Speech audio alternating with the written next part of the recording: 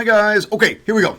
This is going to be a very short video, probably about 10 minutes, on how we get the values for the cosine curve and how that cosine curve looks. This was a very short assignment right after the test, right after the sine curve test, so we can get started working on the cosine test. So let's get started. Let's get rock and rolling. Let's do this.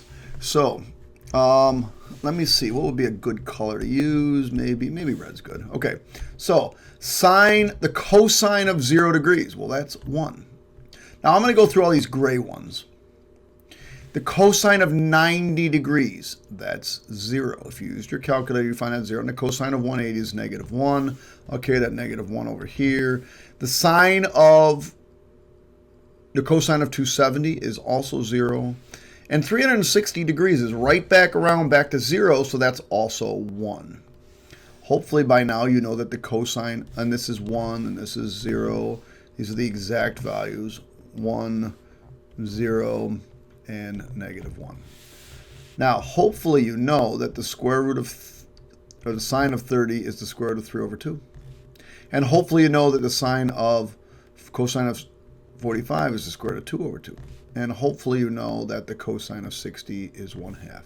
I'm not going to round to 10,000ths place on the 1/2. That's just kind of silly. 1/2. You'd find out that this is 0.7071, and you'd find out if you used your calculator this was 0.8660. Now, I actually had kids that put all of these in their calculator, and I thought that was rather crazy because these are all reference angles. These are the main 3 reference angles. So when I'm talking about cosine in the second or third or fourth quadrant, and I'm using the same reference angles, it's going to be the same values.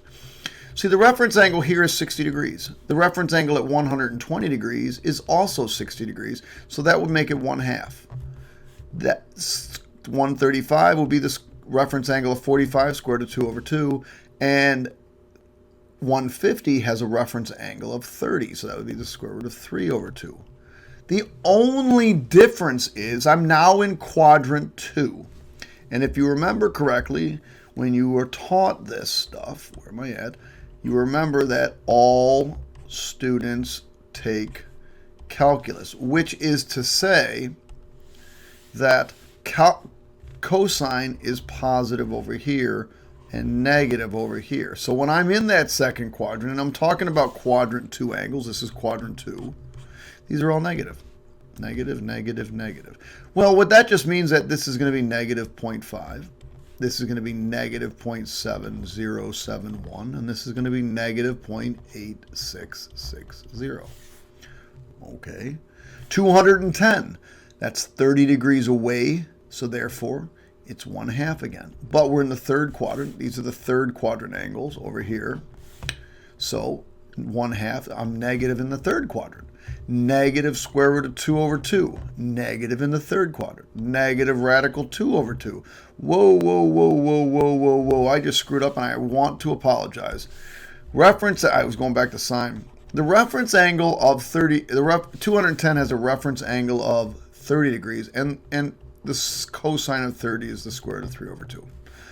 Negative 0.8660, negative 0.7071, and 60 degrees has a reference angle of 60, -1/2, or -0.5. Now in the fourth quadrant. Well, in the fourth quadrant down here, cosine is positive. Reference angle of 60 degrees is what 300 is. That would make it +1/2, or 0.5. Square root of 2 over 2 again, 0.7071. Notice they're all positive here in the fourth quadrant. And finally, a reference angle of 30, radical 3 over 2, and this is 0.8660. All right, and we're almost done with this video. It's a very short one. I asked them to convert these to radians. I asked you guys to convert these radians. This is 0. I'll do 180. That's pi. And this is 2 pi. Now, in between those is halfway through between those is pi over 2. Halfway between these two is 3 pi over 2. Now, these are all reference angles of 45 degrees. And we've talked a million times. If you've got a reference angle of 45 degrees, you're dividing by 4. So this is 1 pi over 4. This one actually would be 2 pi over 4, but that reduces to pi over 2. This is 3 pi over 4. This one's 4 pi over 4, but the 4's cancel. 5 pi over 4. 6 pi over 4 reduces to 3 pi over 2, and this would be 7 pi over 4, and this would be 8 pi over 4, which is just 2 pi. All right, and then I said just put to 1 decimal place here. So this is 0. At the 45 degrees, we know it's 0.7. At 90 degrees, we know. Ooh, what am I doing here? It's getting late. It's getting late. The cosine of 0. The cosine of 0 is 1. The cosine of 90 degrees is 0. The cosine of negative, or the cosine of 135 degrees, or in the second quadrant, is negative 0.7. Of pi is negative 1. Why did I put that over 6? Gee, I told you I'm getting tired. 5 pi over 4, this is negative 0.7. This is 0. This is positive 0.7, and this is 1. Now, let's take a look at what the cosine curve looks like. I'll try to get these on. At 0 degrees,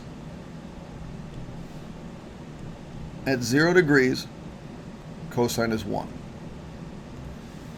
At 2 pi, cosine is 1. The cosine curve starts and ends at its maximum if the leading coefficient, or if the amplitude, or if the number out front is positive.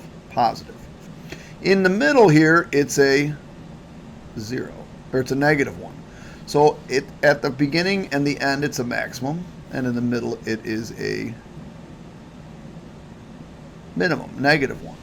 In between those, it's zeros, and you'll notice up top, 3 pi over 2 and pi over 2 are zeros. And then I just ask you to put the 0.7s in. 0.7s are a little bit above, a little bit above, a little bit below. And so this is what the general shape, I'll try to hit those points. It's very difficult using this tablet. General shape of the cosine curve is. Now, in contrast, let me draw in the sine curve. The sine curve goes up here, and it's at 1, and at pi, it's at 0. And then at negative pi, it goes down to here and back up to here. Okay, it starts at 0 and ends at 0. The cosine curve starts at 1 and ends at 1. Now, had I put a negative out front, let me do that with the negative, and then I'll be done. If I put a negative out front, we'll do this in blue, that would only take this thing, and the negative out front, we've done enough of these transformations, is just a reflection. In this case, the reflection over the midline, and the midline is just the origin. So in this case, we would start at a minimum and end at a minimum, and our maximum value would be, and then this would look like this. It would just be a reflection in the line, in the x-axis, and that would look like that. But the cosine curve either starts at its minimum or at its maximum. But that's it. There you go. Short and sweet. See you, kids. That's a simple one. Bye.